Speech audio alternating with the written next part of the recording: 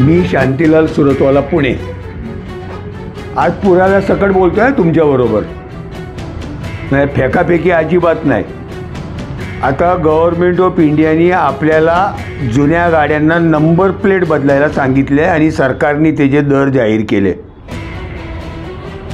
Two wheeler, scooter गोव्याला 155 रुपयाला number plate मिळणार, महाराष्ट्रात 450 रुपयाला नंबर प्लेट मिळणार.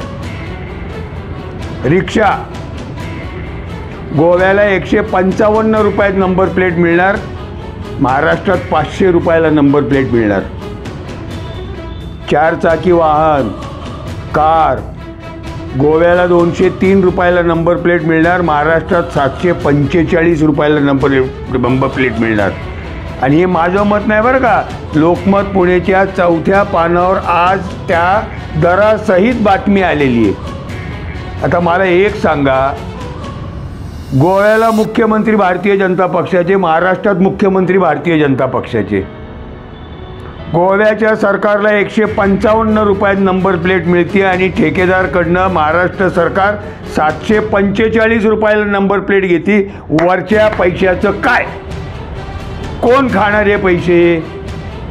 गोव्याला नंबर प्लेट जो बनवून देतो त्याला टेंडर द्या ना. मी तुम्हाला गेले अनेक दिवस हात जोडून सांगतोय, महाराष्ट्र सरकार श्रीमंत असो किंवा गरीब असो, सगळ्यांची लुटालुटी करतायत, आपले पैसे लुटतायत. जरा डोळे उघडे ठेवा. माझी हात जोडून नम्र विनंती आहे, कुठलाही नेता कुठल्याही प्रयागराजला जाऊन आंघोळ करून आला म्हणून मत देऊ नका. एकनाथ शिंदे सुद्धा आंघोळ करून आले आणि इथं हे मुख्यमंत्री 2 उपमुख्यमंत्री मिळून स्कूटरवाल्यांना सुद्धा लुटण्याचा प्रोग्राम बनवतात. थोडे जागे व्हा आणि याची प्रतिक्रिया मुख्यमंत्र्यांना कळवा.